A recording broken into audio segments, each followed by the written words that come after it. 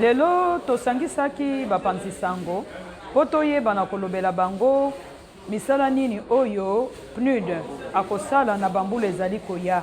Programme ya Nations Unies pour le développement etalaka mingi makambo oyo eza ya komatisa bomoi ya batu, kobongisa bomoi ya batu na lolenge ebele. Lelo tokutanaki awa po ete tosi tobongisi buku nango tosali yango pe na bakonzi na mboka po ete bayeba misala nini tokosala po ete bomo ya bamama ebonga, misala ya bilanga ebonga, ndenge nini ya kopesa etelo kitoko po ete batu bayeba na kolobela makambo oyo etali development ndenge tolobaka komibongisa.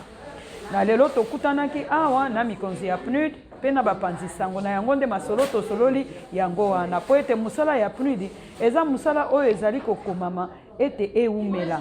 Eza misala teke bakoya basungi yo epi lobi kuna bisungi yango esili. Eza kolakisa ete musala oyo ekosalema po ete elakisa makambo etali gouvernance, makambo etali relèvement communautaire, ndenge balobaka botombwami ya bomoto oyo ya kotombola ezala mabota ezala ya ba communauté nyonso pe makambo oyo etali makambo ya environnement.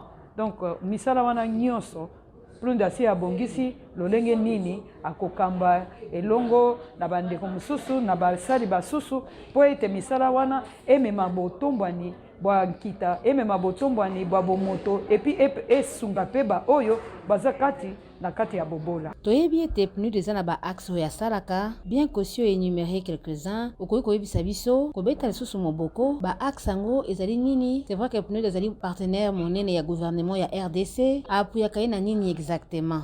Mingi PNUD aza na ba axe prioritaire misatu ndenge balobaki awa. Axe ya liboso ezali pona ko renforcer gouvernance ezali kolakisa ndenge nini ya kokamba malamu, ndenge nini ya kosunga batu bazala ba oyo bakobomba bango kati na kotosa mibeko, kati na kobongisa makambo etali justice, makambo etali armée, ba réforme wana nyonso PNUD azali kopesa mayele, azali kopesa pe conseil po ete misala wana esalema. Oyo etali axe ya mibale eza makambo oyo etali croissance inclusive na développement durable. Soki tolobi croissance inclusive eza kotala ndenge nini ya kotonga pe batu nyonso bazala ba oyo bakokotisa bango kati na misala yango, mutu moko te azala na sima, mutu nyonso ezala basi, ezala bana, ezala batu oyo bazala na mwa handicap, ezala ba minorité, ezala ba défavorisé, batu wana nyonso lolenge nini ya kosangisa bango pona kosala misala oyo ekotombola bango, pona kosala kobongisa ndenge nini cadre de vie ekopermettre bazala ya kotombwama. Nde axe ya mibale yango wana. Axe ya misatu sikoyo eza oyo nyonso eza kotala makambo etali kimia, makambo oyo etali ndenge nini lolenge nini kosilisa oyo nyonso ezali babiloko ezali kouta na bitumba, babiloko eza kouta na bakalamite, ndenge nini ya kopermettre bato wana bayeba na komitonga. Wana nde tozoloba développement durable na suka. Wana nde misala nyonso PNUD yakosa. Tomoni pe que PNUD eza koapuye ba province, kasi appui yango eza na niveau nini?